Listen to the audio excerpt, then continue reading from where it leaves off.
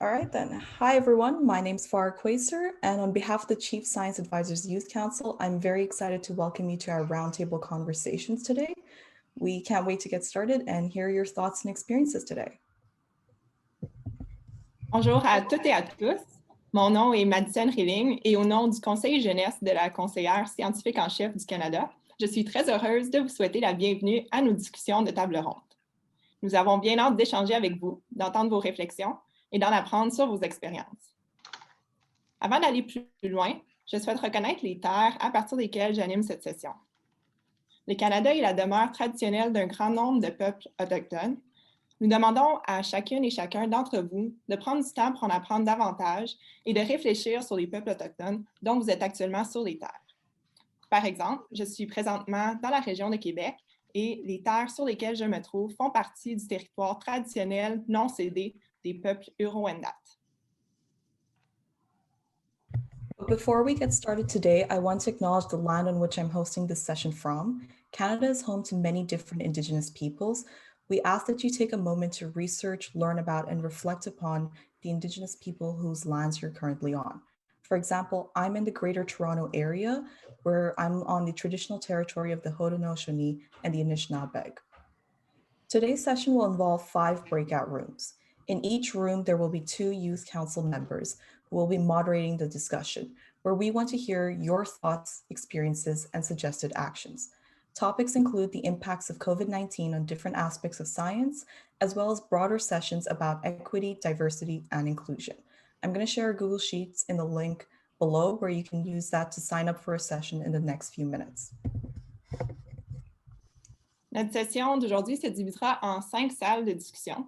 Dans chacune de ces salles, il y aura 2 membres du Conseil jeunesse pour en assurer l'animation, qui voudront vous écouter, partager vos réflexions, vos expériences et vos idées quant à des pistes d'action. Les sujets incluent les impacts de la COVID sur différentes facettes de la science, ainsi que des discussions plus larges sur l'équité, la diversité et l'inclusion. Farah vous partagera un lien à un chiffrier Google à l'instant afin que vous puissiez vous inscrire à la salle de discussion de votre choix dans les prochaines minutes. Pendant que vous vous inscrivez, nous aimerions vous dire quelques mots sur le Conseil jeunesse. Donc, le Conseil jeunesse de la conseillère scientifique en chef est dans sa toute première année et est composé de 20 membres choisis de partout au pays ayant une diversité de vécus et une variété de formations scientifiques. Le mandat du Conseil jeunesse inclut de fournir une perspective juste et équilibrée, puisée dans l'expérience de la relève, et de conseiller Dr Nemer ainsi que son bureau sur des questions et des défis auxquels fait face la communauté scientifique canadienne. Et c'est justement pour cela que nous sommes ici aujourd'hui. As you sign up for breakout rooms, I'd like to tell you more about the Youth Council. So the Chief Science Advisors Youth Council is in its inaugural year with 20 members selected from across the country with various backgrounds and scientific training. The Youth Council's mandate, as developed by the Chief Science Advisor's Office, includes a number of things, including providing accurate and balanced views from the perspective of the youth, as well as bringing to the attention of the Chief Science Advisor and her office the questions and issues related to the Canadian science community, which is why we're here today.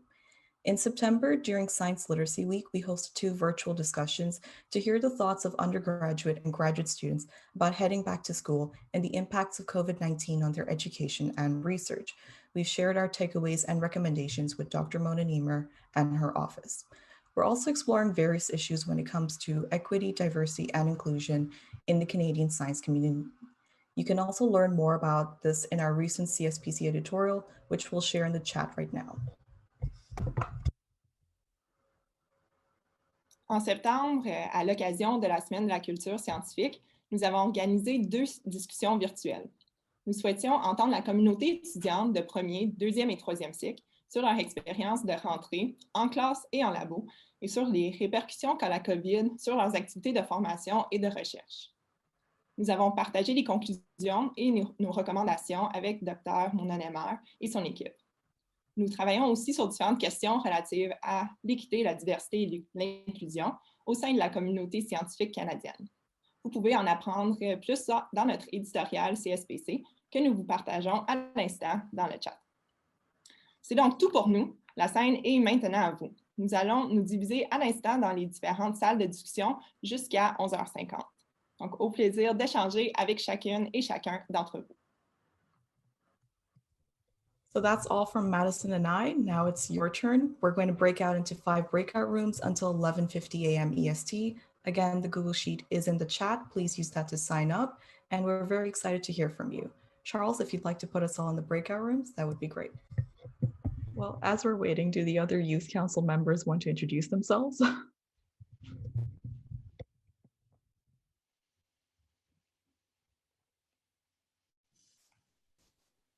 Sure. Take it away, Farah.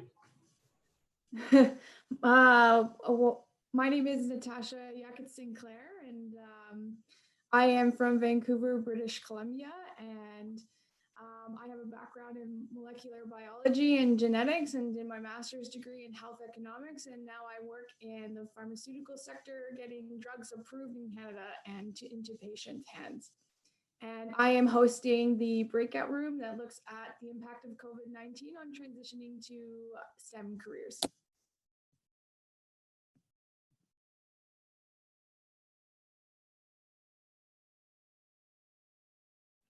Okay, I'll go ahead. Hi everyone, my name is Marie-Ève Boulanger. Mon nom est Marie-Ève Boulanger et je suis une étudiante au doctorat en physique à l'Université de Sherbrooke. Et avec Landon, nous, on organise la breakout room sur la représentation des membres de la communauté LGBTQ2+, en sciences, technologies, informatique, en sciences, ingénierie, informatique et mathématiques. I guess it's a good time for me to go as well. My name is Landon Getz. I'm a PhD candidate in microbiology and immunology at Dalhousie University here in Halifax. And I am with Marie-Ève, and we're looking at representation of LGBTQ+ folks in STEM.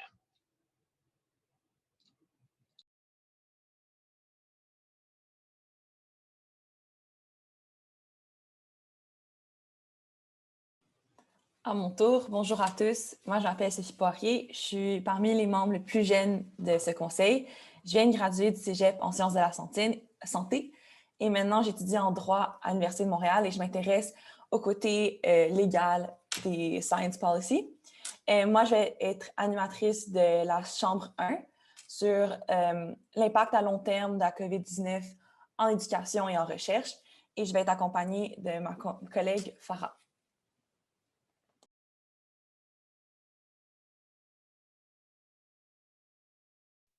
Hi everyone, my name is Molly Sung. My pronouns are she, her. I have a PhD in inorganic chemistry, but I'm now working at Acuitas Therapeutics, where we're working on lipid nanoparticles for drug delivery. I will be in room 4 with Andréa Cartile, and we'll be talking about the road to science policy. Alors, je vais m'introduire aussi. Je m'appelle Andréa Cartile. Et je suis étudiant au doctorat aussi en génie aérospatial à l'Université de Concordia. Et c'est ça, je vais être avec Molly pour le cheminement vers la politique scientifique en salle numéro 4. Hi, everyone. My name is Taylor Morriseau. I am a PhD candidate at the University of Manitoba, and I study type 2 diabetes as it's very prevalent among Indigenous youth in our province. I am in room 5 with Madison, and we are going to be talking about the cost of pursuing a science career, not just financial, but mental and emotional as well. So feel free to join us.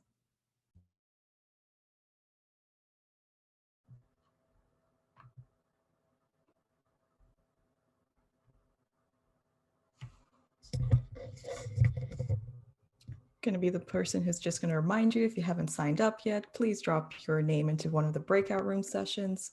I feel like one of those ushers is like ushering people into rooms.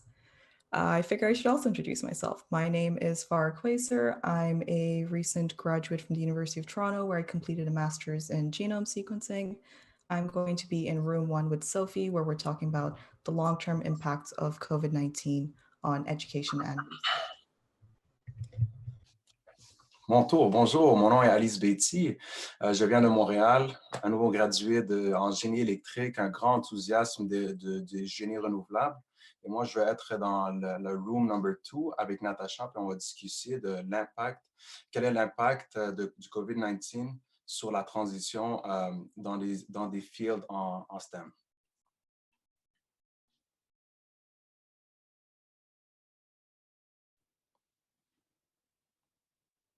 All right, I think I'm the last one to present myself. Hi again, everyone. I'm Madison Rilling. Je viens de finir mon doctorat en physique à l'Université Laval. Je suis présentement physicienne médicale en radio-oncologie. So I work in cancer treatment on a day-to-day basis, and I'll be hosting panel number 5 with Taylor on the hidden costs of pursuing a science career. All right, welcome back, everyone. I'm going to give you a few seconds just to stretch, maybe grab some water, but thank you all for tuning in. Thank you for taking part in our roundtable sessions today. I'm now going to call on one youth council member each to share key takeaways from their session. The first up is room 1, Sophie. So in our session, we talked about the long-term impact on STEM education. And we had a lot of insightful a conversation about mental health, the impact of graduation, and the different impacts of being in a lab or not being in a lab. So I wanted to take the time to thank everyone for being there. Dans ma chambre, ce que nous avons discuté, c'est l'impact à long terme de l'éducation en sciences et technologies.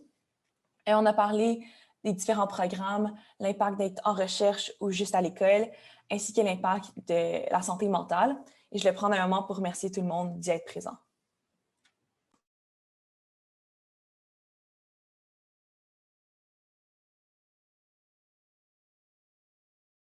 Yes, I was speaking while on mute. Would room 2 like to step in next? Yes, I could step in next. My apologies, my camera has stopped work since I got back to the main room. It's me, Ali.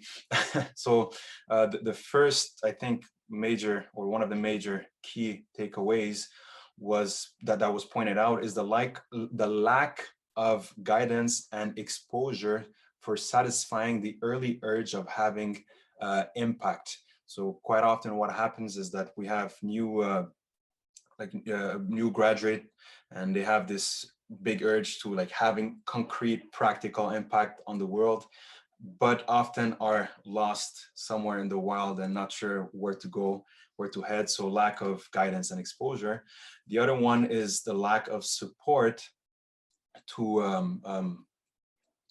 a single or just motherhood in general. So during their studies and even like in their early career, while they're discovering which STEM career they want to go into. And then, yeah, maybe should I translate to French or not yet? Oh, go for it. Yeah. So dans le fond, c'est ça. Les key takeaways primaires qu'on a pu conclure à travers notre présentation, notre panel, c'est le premier, c'est vraiment le manque de guidance, comme on disait, d'exposition pour de quel genre d'impact qu'on peut avoir dans le monde au niveau des STEM careers, donc STEM fields, donc vraiment avoir des role models qui peuvent nous guider.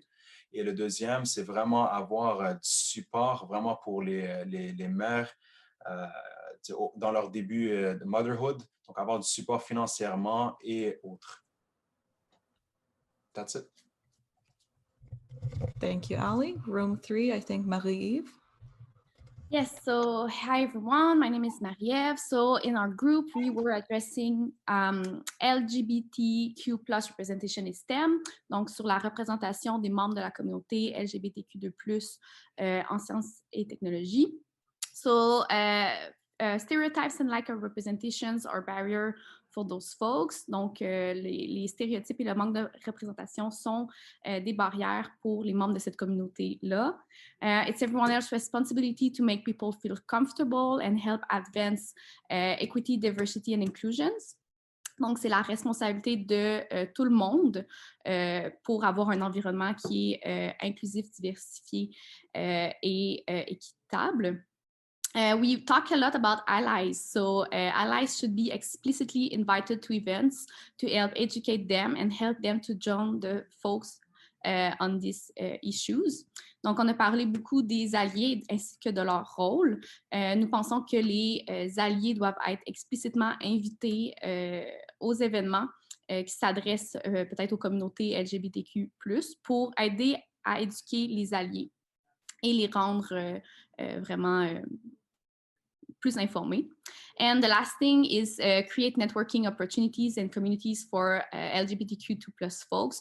Donc, créer des opportunités de réseautage pour les membres de cette communauté.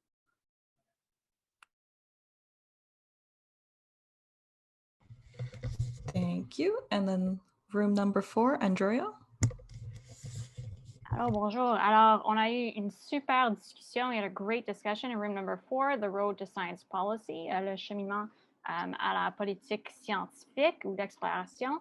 Et so we had 3 main points. I'll go over them in English and I'll translate it in French. So the first is incentives. So there is a lack of incentives for science policy work for researchers, either through granting agencies or other domains of work.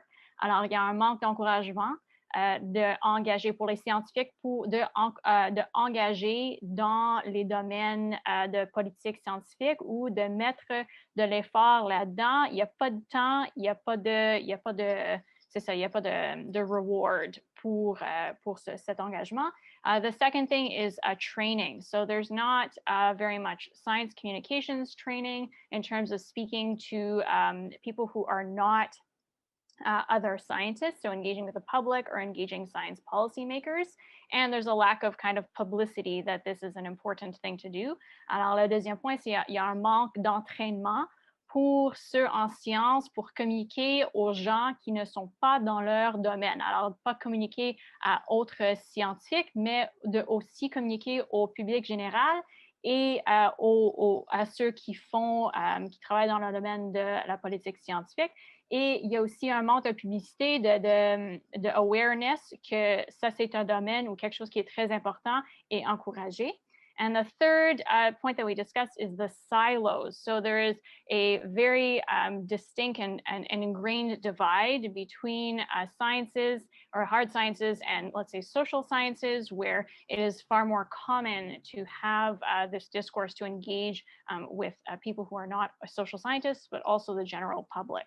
Alors, le troisième point, c'est qu'on est très divisé dans notre approche à la recherche de la science et aussi de les sciences sociales qui sont plus encouragés de communiquer avec le public que ceux qui sont en sciences. Thank you. Merci. Thank you. And last but not least, we have the cost of pursuing science careers in room 5, which is Madison, I believe. Yeah. So we covered the different hidden costs, so whether they were financial, emotional, or life-related costs. So from a financial perspective, we discussed a lot about scholarships and are the scholarships enough? Are the conditions enough? And there was a large discussion on the better need of support for mobility. And this was this was for recruiting international students, so recruiting excellence outside of Canada, but also for encouraging students and trainees to be able to go outside of Canada. So what kind of better support would they need through different conditions, like funding healthcare, funding the fact that maybe you have your spouse or family that needs to come with you. So that was one of a big discussion when we looked at the financial costs. From an emotional, the perspective of the emotional cost, this isn't necessarily a surprise, but we talked about how the emotional costs are very supervisor dependent for students and trainees, and how there's a very large expectation to work even more, especially as we're in this digital age and we're all behind our computers working tirelessly. So it was brought up that there's a need. It's hard, but there's a need to change the culture. And someone had highlighted, it's funny that the trainees or students are taught to do EDI statements, but not necessarily taught to actually take time and take a mental health break when they're working. Donc, ça a vraiment été une belle discussion autour de c'est quoi le besoin de changement de la culture entre les étudiants et les étudiantes, mais aussi c'est quoi qu'on a besoin d'imposer en termes de structure pour que si jamais il y a des manquements au niveau, par exemple, des membres de la faculté, comment ils peuvent être reconnus pour vivre certaines conséquences de leurs actes. So the notion of accountability when there is too much pressure put on students or other. the last thing we discussed was life-related costs. So what do students actually invest? So there's a lot of these hidden costs, but what would they better want to get out? And it was the idea of being able to take out or be able to contribute what they developed during their master's or PhD or postdoc and be able to bring it outside of academia. So the importance of all these soft skills, all these les compétences transversales, pouvoir les amener au-delà des murs académiques. So it was highlighted that there's a lot of resources, there's a lot of programs, but not everyone knows of them in the same way. So it's the idea of making those resources and programs more known and also to cultivate a better interdisciplinary collaboration between everyone. So I'll end on that. And with that, we're at the end of the session. Thank you all so much for tuning in. You might have noticed that we were busy typing, and that's because we were taking notes, and we will be sharing this with Dr. Mona Niemer and her office and putting together a list of recommendations. So thank you all for tuning in. Please check out our website, and thank you. Have a great day.